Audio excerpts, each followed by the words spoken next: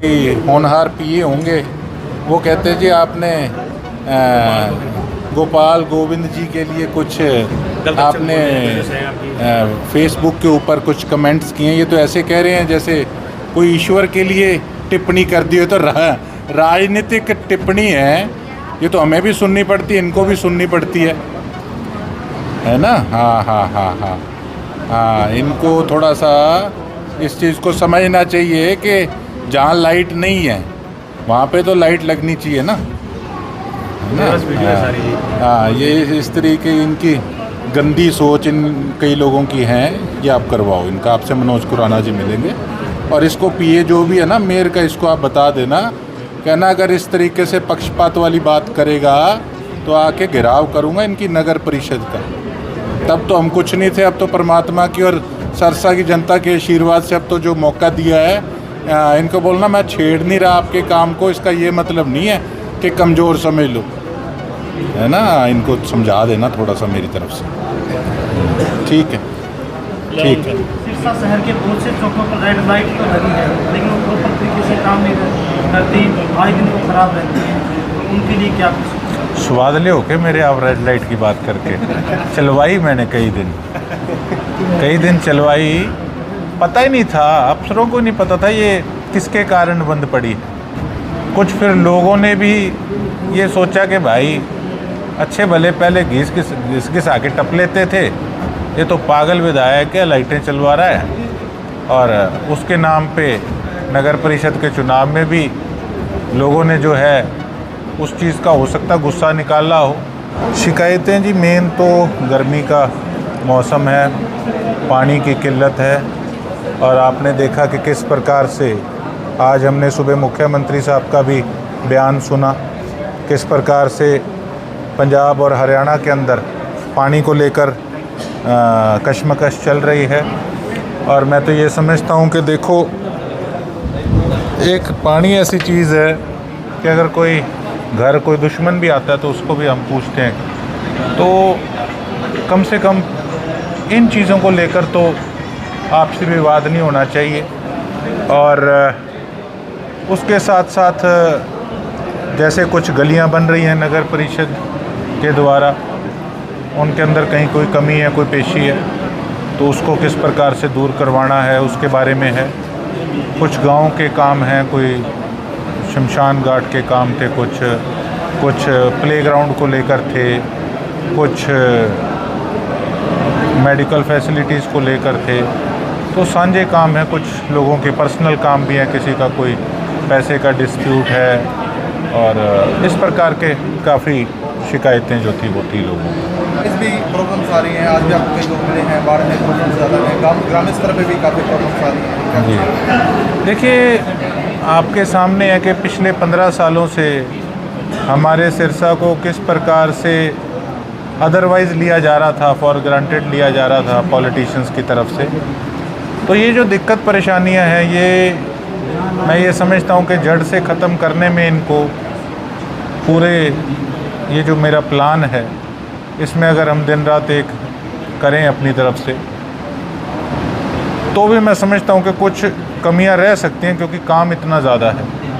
और आपने देखा कि सिरसा के अंदर खासकर अब अफसरों के अंदर भी तब्दीली आई है, कुछ नए अफसर भी आए हैं, और अब अपनी तरफ से सारे काम भी कर रहे हैं। कुछ इक्का दुक्का कुछ अफसर हैं जो अभी जिनकी अंगड़ाई अभी टूटी नहीं है, लेकिन वो भी जल्दी टूट जाएगी। लेकिन अब पहले से बड़ा फ़र्क है, और अब सब अपने सर्विसेज लोगों को दे रहे हैं। जी शहर में जाम की समस्या बहुत ज़्यादा है, तो इससे सिरसा वासियों को निजात कब तक मिलेगी? मैंने ईओ साहब से, डीएमसी साहब से इस बारे में बात करी थी कि देखिए, बेशक आज मेयर तो हमारा नहीं है, तो जो काम है वो तो अब नगर परिषद ने, मेयर ने और इनकी लीडरशिप ने अपने अकॉर्डिंगली करना है। लेकिन मैंने इनको यही बात कही थी कि देखो, बड़े शहरों के अंदर अगर कहीं भी इस प्रकार का कहीं कोई काम होता है तो वो रात के समय होता है, और जितना थोड़ा काम कर लिया उसको रातों रात करके सड़क बना के उसको दुरुस्त किया जाता है। लेकिन हमारे यहाँ पर जैसे कि आपको मैंने बताया, कुछ आदतें गंदी पुरानी पड़ी हुई हैं। अभी तो परशुराम चौक पे भी, पहले परशुराम जयंती की मैं आप सभी को बधाई भी देता हूँ, शुभकामनाएं भी देता हूँ। और भगवान परशुराम चौक पर भी कई दुकानों के आगे इन्होंने ये पाइपें रख रखी थी, जिस करके हमारे दुकानदार भाइयों की दुकानदारी जो है वो बिल्कुल ठप हुई पड़ी थी। तो मैंने इनको कॉल किया, मैं कहा ले भले मानसो, कुछ तो सोचो कि कहीं तुमने काम करना है तो इसका ये मतलब थोड़ी है कि पूरा खलियारा डाल दो कि कोई आदमी ना वहाँ से क्रॉस कर सके, कोई दुकानदार अपनी दुकानदारी ना चला सके। तो कहीं ना कहीं देखो, कहीं खुदाई होती है सड़क पे, तो वहाँ बैरिकेडिंग करनी भी अफसर ज़रूरी नहीं समझते। तो अभी तो चलो बरसात का मौसम नहीं है, नहीं तो बहुत बुरा हाल हो जाए, और उम्मीद करते हैं उससे पहले ये अपना काम जो है ये सारा समाप्त कर लेंगे। तो सोचना चाहिए कि लोगों को परेशानी ना हो, और इसके रिगार्डिंग मैंने इनके अफसरों से बात भी की। सिरसा शहर के बहुत से चौकों पर रेड लाइट तो लगी है, लेकिन वो प्रॉपर तरीके से काम नहीं करती, आए दिन वो खराब रहती है। तो उनके लिए क्या स्वाद ले हो के मेरे आप रेड लाइट की बात करके चलवाई मैंने कई दिन चलवाई, पता ही नहीं था, अफसरों को नहीं पता था ये किसके कारण बंद पड़ी। कुछ फिर लोगों ने भी ये सोचा कि भाई अच्छे भले पहले घिस आके टप लेते थे, ये तो पागल विधायक है, लाइटें चलवा रहा है। और उसके नाम पे नगर परिषद के चुनाव में भी लोगों ने जो है उस चीज़ का हो सकता गुस्सा निकाला हो। और ठीक है, आज आप बता रहे हैं कि ट्रैफिक व्यवस्था जो चरमराई पड़ी है, मैं तो ये भी कहूँगा कि अब पार्किंगें बढ़ानी हैं। मेरी प्रपोज़ल तो मैंने हर भाषण में बताई थी, अभी भी मैं उस पर लगा हुआ हूँ। लेकिन अब जो जिम्मेवारी मेन नगर परिषद के जो उनके कलम से काम होना है, तो मैं यही समझता हूँ, और एक मेरी राय भी है as an MLA of Sirsa, कि अगर हमें कोई भी सुधार करना है तो उस पर हमें करड़े स्टेप्स भी उठाने पड़ेंगे, तभी कहीं जाके व्यवस्था जो है वो ठीक होगी। बिल्कुल, आपने विधानसभा में आपने नगर परिषद में गलियों की जो है मांग करी थी कि इसमें पूरे मामले की जांच की जाए, जो पुराने काम हो चुके थे उनकी जांच का मामला कब तक कहाँ तक बढ़ा? आपको क्या लगता है कि बड़े स्तर पे घोटाला किया हुआ है? देखिए, लगता नहीं, ये तो लोहे पे लकीर है। आप और शहरों की, ऐलनाबाद और फतेहाबाद जाके आप सड़कों का देख लो, आपको वहाँ की सड़कों की क्वालिटी यहाँ से 21 मिलेगी, 21 क्या, आपको यहाँ से 30 मिलेगी। और यहाँ पे तो कुछ एक दो चहेते ठेकेदार हैं, वो राज कर रहे हैं नगर परिषद पे। हमारी उन लोगों से कोई व्यक्तिगत तौर पे लड़ाई नहीं है, हमारी तो लड़ाई इसी चीज़ की है कि अच्छा मटेरियल लगे, लोगों को सुविधाएं मिले, सही ढंग से काम हो।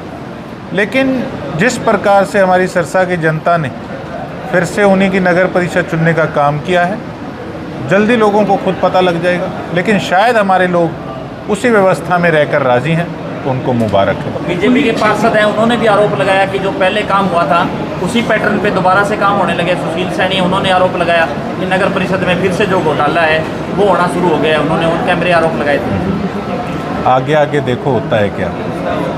लोगों ने तो स्वाद लेने, काम नहीं लेना, अब लेते रहेंगे।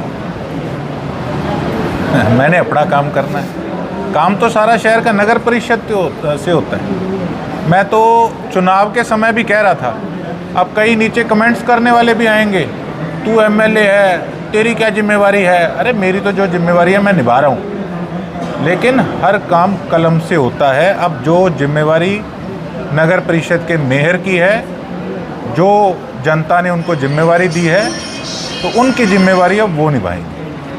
जो पुरानी NDC थी, सरकार ने उनको लेकर के भी जांच बिठाई है कि जो NDC है उसमें भी बड़ा घोटाला है, वो चल रहा है कि किसी का प्लाट और किसी की NDC है उसके नाम के साथ जोड़ करके। अभी डिपार्टमेंट ने भी 4 महीने की जांच है वो करवाने की कहा है। कई चीज़ें हैं हमारे सिरसा के अंदर ही, बड़े लार्ज स्केल पे जो है भ्रष्टाचार का जो नंगा नाच वो चल रहा था तहसील के अंदर भी। तो मैंने भी कई लेटर अपनी तरफ से डाले हुए हैं, तो उम्मीद करते हैं कि जल्द उन पे भी रिजल्ट आएगा।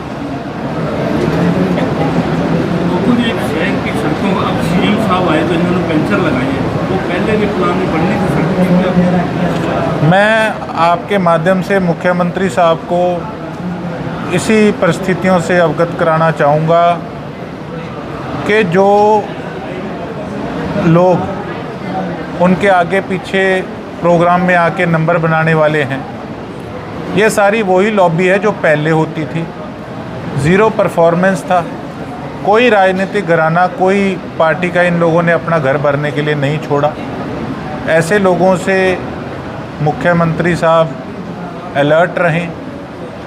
ये हमारे इलाके की व्यवस्था और जो यहाँ के काम हैं, इनको उन चीज़ों से कोई लेना देना नहीं है।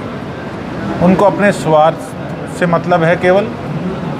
इसी करके आपने पिछले 15 सालों में देखा कि हमारे सिरसा के हालात बद से बदतर हो गए हैं।